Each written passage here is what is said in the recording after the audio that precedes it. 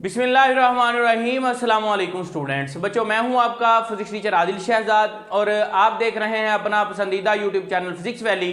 आज की वीडियो में बच्चों हम डिस्कस करने जा रहे हैं पावर के बारे में। Power chapter number 4 work and energy का एक टॉपिक है। लास्ट वीडियो में बच्चों हम वर्क के बारे में पढ़ चुके हैं, work done by constant force, work done by variable force और work done by gravitational field. आज का जो हमारा टॉपिक है वो बेटे पावर के बारे में है। बेटे, पावर को समझने से पहले एक एग्जाम्पल आपको समझाता हूं, इससे आपको समझ आ जाएगी पावर क्या है। सपोज दैट एक बॉडी है, एक पर्सन है ए, वो एक काम परफॉर्म करता है, 100 जूल वर्क करता है। सपोज दैट टाइम जो है उसको लगता है 1 मिनट या 60 सेकेंड में 100 जूल वर्क परफॉर्म करता है। और एक पर्सन है आपके पास बी कह लें, वो 100 जूल ही परफॉर्म करता है लेकिन उसको लगते हैं 2 घंटे, 2 आवर्स। सेम वर्क है, एक को 1 मिनट लग रहा है और दूसरे बंदे को 2 घंटे लग रहे हैं। मतलब एक को बहुत ज्यादा टाइम लग रहा है, टाइम काम उतना ही है, एक बहुत ज्यादा टाइम में कर रहा है, एक कम टाइम में कर रहा है। तो अब आप अगर खुद देखें कि कौन जल्दी कर रहा है, या आपने अंडरस्टैंड करना है पावर के कॉन्सेप्ट को, तो यहां पे मैं आपको बता दूं कि वर्क का टाइम के साथ ताल्लुक जो है वो हमें पावर बताएगा कि कौन सी बॉडी कम टाइम में ज्यादा काम कर रही है, कौन सी बॉडी कम टाइम या ज्यादा टाइम में कम काम कर रही है। तो वर्क को अगर आपने यहां पे पावर को डिफाइन करना है बेटे, तो ये आपके पास है work done bye a body, एक बॉडी का work done in unit time, work done by body in unit time is called power. मतलब यूनिट टाइम में बॉडी जितना वर्क करेगी वो उसकी पावर होगी। जो कम टाइम में, कम यूनिट टाइम में ज्यादा काम करेगी, इट मींस कि उसकी पावर ज्यादा होगी। जो ज्यादा टाइम में कम काम करेगी उसकी पावर कम होगी। तो यहां पे आप इसका बेटे फार्मूला भी निकाल सकते हैं। फार्मूला अगर आप निकालना चाहें तो पावर, हमने कहा कि work done by body in unit time, तो क्या आएगा जी, पावर आ गई बेटे वर्क डन ओवर टाइम। ठीक है जी, ये डियर स्टूडेंट्स हमने निकाल लिया पावर का रिलेशन। सही हो गया। अब बेटे ना आपके पास ये सिंपल वे में आ गया। अभी हमने इसके यूनिट भी निकालने हैं। यहां पे आप इसको इस तरह से भी लिख सकते हैं, P is equal to W/T। अब बेटे ना एक चीज याद करें जरा, आपको मैंने सिखाई थी पीछे कि वेलोसिटी होती थी rate of change of displacement, acceleration होता था rate of change of velocity. Same उसी तरह का तकरीबन ये फार्मूला, क्या हम इसको भी ऐसे बोलेंगे कि rate of change of work done is equal to power? बेटे आप गौर करें, वर्क चेंज नहीं हो रहा, वर्क डन हो रहा है। तो आप इसको rate of change of work done नहीं बोलेंगे, बल्कि आप बोलेंगे रेट ऑफ डूइंग वर्क। क्या बोलेंगे? Rate of doing work is called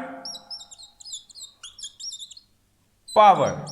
body के काम करने की सलाहियत, या आप कह लें कि टाइम के लिहाज से रेट टाइम के लिहाज से शरह, काम करने की शरह, उसको क्या बोलेंगे? पावर बोलेंगे। अब बेटे यहां पे एक कॉन्सेप्ट आपकी जो पंजाब बोर्ड्स की बुक्स हैं, एवरेज पावर का भी है, एवरेज पावर। तो एवरेज पावर को आपने अगर बेटे डिफाइन करना है तो वो आप बोलेंगे कि total work done divided by total time, total work done divided by total time is called, आप इसको क्या बोलेंगे? एवरेज पावर बोलेंगे। ठीक हो गया। अब बेटे आप इसका भी रिलेशन लिख सकते हैं। इसका रिलेशन आप लिखेंगे जी, P एवरेज आ गई आपके पास delta W over delta T. चलें जी, अब बेटे ना एक और छोटा सा कॉन्सेप्ट है आपके पास, इंस्टंटेनियस पावर, उसको भी कर लें। इंस्टंटेनियस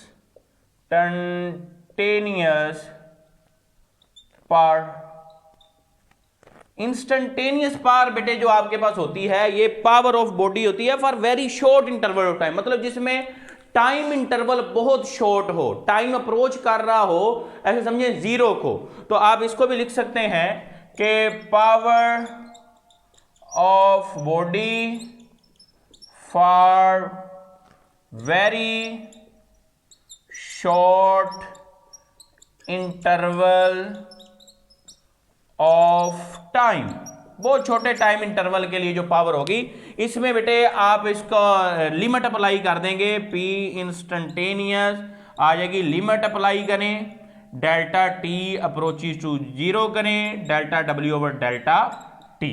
ओके जी, ये बेटे इंस्टंटेनियस पावर का कॉन्सेप्ट आ गया। अब बेटे आप इसका यहां पे अब यूनिट्स निकाल लें, यूनिट्स ऑफ पावर। बेटे यूनिट आपके पास पावर का यूनिट फार्मूला है work done per unit time या डब्ल्यू ओवर टी, तो आप यहां से इसका इजीली यूनिट निकाल सकते हैं। वर्क ओवर टाइम से वर्क का यूनिट होता है जाउल और टाइम का होता है सेकंड, जाउल पर सेकंड। और बेटे ये जाउल पर सेकंड जो है ये होता है वाट के बराबर, वाट साइंटिस्ट का नाम है, ठीक हो गया। तो ये यूनिट है पावर का। आगे जी बच्चों आपके पास इसके बाद वाट के बाद आप इसके बड़े यूनिट भी यूज कर सकते हैं, जैसे किलोवाट, ये बेटे होता है 10 के बाद 3 वाट के बराबर। मेगावाट, 1 मेगावाट आपके पास ये बेटे होता है 10 की पावर 6 वाट के बराबर, ठीक हो गया। इसके अलावा बेटे ब्रिटिश इंजीनियरिंग में भी इसका एक यूनिट यूज किया जाता है हॉर्स पावर, 1 हॉर्स पावर, ये भी यूनिट ये होता है 746 वाट के बराबर। ये भी याद रखिएगा, ये भी पावर का ही यूनिट है। 1 horse power is the unit of power which will be equal to 746 watt. ये एमसीक्यूज में भी बात आपसे पूछी जा सकती है। अब बेटा ना एक शॉर्ट क्वेश्चन आता है आपके पास के रिलेशन बताएं पावर, फोर्स और वेलोसिटी के दरम्यान। लेकिन इससे पहले बेटे ना एक और चीज, ये क्वांटिटी कौन सी है ये भी लिख लें यहां पे। क्वांटिटी पावर बेटे ये स्केलर क्वांटिटी है। पावर कौन सी क्वांटिटी है? स्केलर क्वांटिटी है, ठीक हो गया। अब बेटे हम रिलेशन फाइंड आउट करने जा रहे हैं। शॉर्ट क्वेश्चन आता है, relation between power, force and velocity.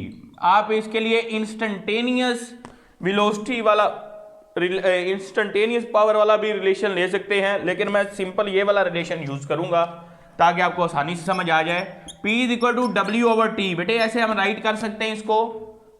अब वर्क बेटे आपके पास होता है F dot D, so I can put it as F dot D by T.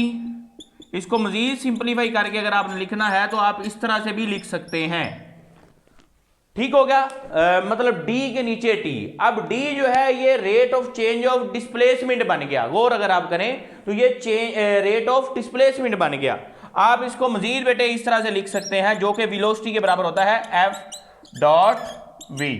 सो ये रिलेशन आपके पास आ गया किसका? पावर और फोर्स और वेलोसिटी। यहां पे आप पावर को दोबारा से डिफाइन कर सकते हैं कि पावर जो है, पावर इज डॉट प्रोडक्ट या scalar product of force and velocity.